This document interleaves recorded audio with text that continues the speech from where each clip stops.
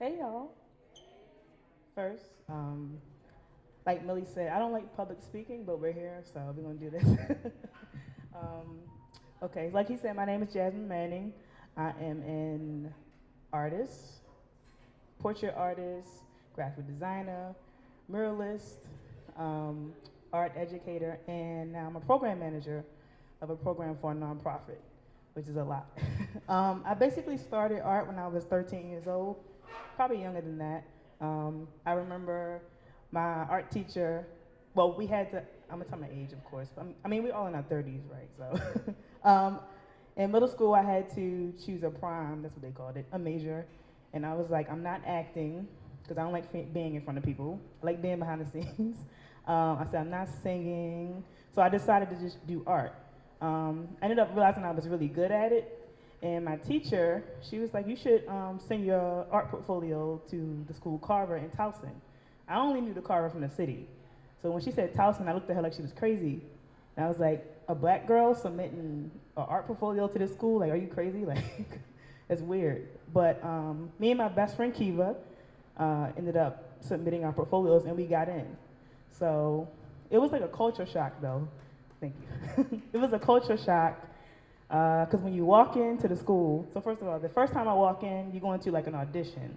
Like you walk in, you gotta go in there, you gotta do like a drawing for like an hour and a half, and it's real weird. It's like I never experienced this. I grew up around my aunts and my uncles, and they were social workers, tech. They were in tech or they were working for the government, not being creative like we were.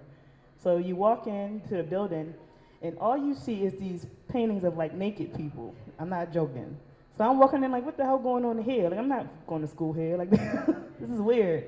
Eventually, we ended up getting used to it, and we pretty much became those quirky, artsy, weird people too. Like it was weird. Now, on the other side of that, it was a little different for us because you had these, brown, black, young teenagers being taught by predominantly white teachers. So it was like I said, it was a culture shock. It was weird. We were in there learning about European art, and we couldn't fully connect to what they were teaching us. So when we got out of school and we were trying to transition into careers and adulthood, we were still like trying to figure out our way out. You know what I mean? Um, when I ended up graduating from high school, um, I said, well, what can I do to keep doing art but make money? I ended up picking the major graphic design at Towson University, so that's where I graduated from. And we ended up, I was like, okay, I did that for 4 or 5 years. And then after I graduated from college, there's that gap where it's like, okay, I don't have a job. I need to like find a job immediately. So there was like a year of me not working, me not doing anything. I ended up getting, retail jobs like at JCPenney Portrait Studios, working retail at like sneaker stores and all that. Eventually, I ended up leaving JCPenney and I got my first big girl job after like a year and a half as the lead designer at a small company. So I was there making nice money back then. Now that wasn't that there's nothing, but I was excited back then. I was like, okay.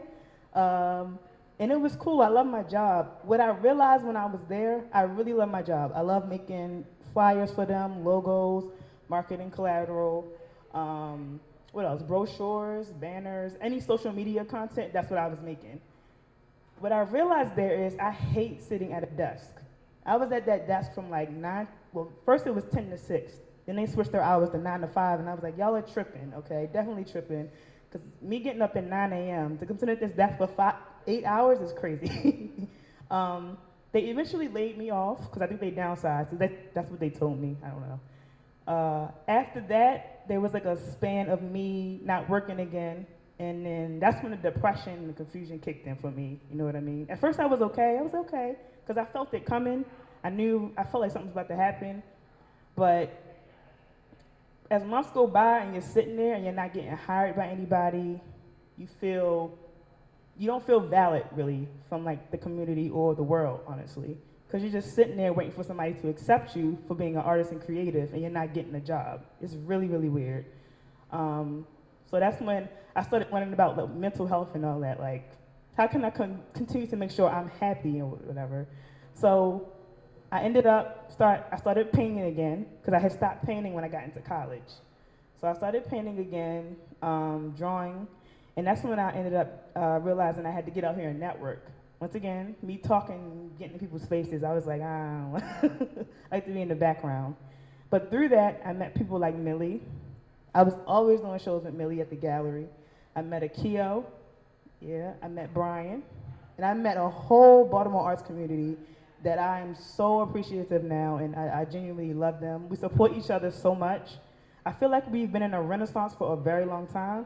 Like, we're really out here. Like, I appreciate all of us. Because I feel like when I was younger, like when I was at Carver, I was like, I don't remember these types of events, and we didn't have this when we were younger, you know what I mean? So after that, I ended up, I'm trying to remember what happened after that. Oh.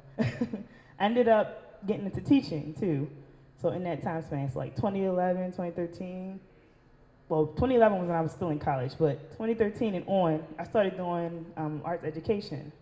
So the teacher who referred me to Carver, she ended up giving me my first teaching job during the summer. So and we're still in contact. Miss Jurgensen, she comes to Brian's shows a lot too, and she supports me. She gave me my first teaching job, and I've been teaching on and off ever since. So what I learned during that time span is my job as an educator and as a black woman is to make sure I provide resources for these young black boys and girls who didn't see themselves growing up in education in general, really. So we try to take them to shows like Brian, my students.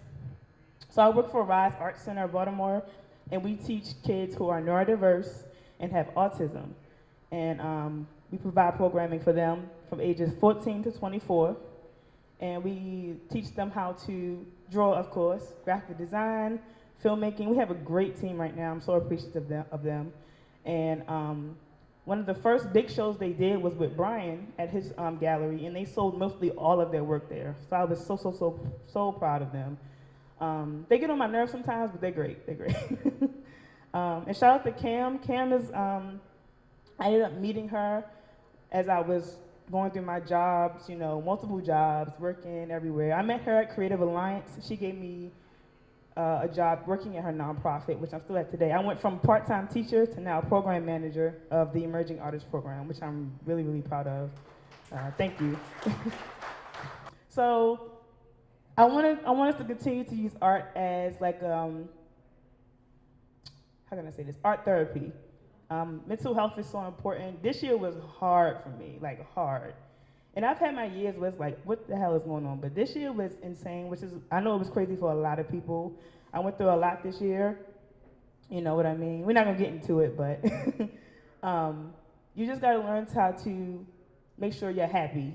The point of all of this is to be happy. I know sometimes, I know money is important, because when I get money, I'm very happy, but even when it goes away, you gotta remember to continue to be happy and focus on your mental health and all of this. And I know that a lot of us use art as a coping mechanism. So hopefully I can continue to inspire everybody and create a wonderful community for y'all, and we can continue to support each other. And thank you, Joe, for this opportunity. And I'm very grateful for you for getting me up here to speak. This is my first time ever doing this. I don't know if I'm gonna do it again, but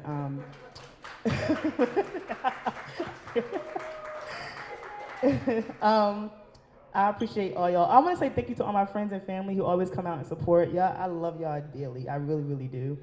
And you can follow me on Instagram at Jasmin Manning Art, and my website, jasminmanning.com. I also have shirts that I sell. And yeah, if you need a mural, need some marketing collateral, let me know. I'm here. Just reach out. And I'm not gonna say yes to everybody because I'm learning to say no. That's another thing. You gotta learn to say no. Everything is not for you, okay? And sometimes no's lead you to a bigger yes. This is what I learned. A lot of rejection, so. But yeah, thank y'all, that's it.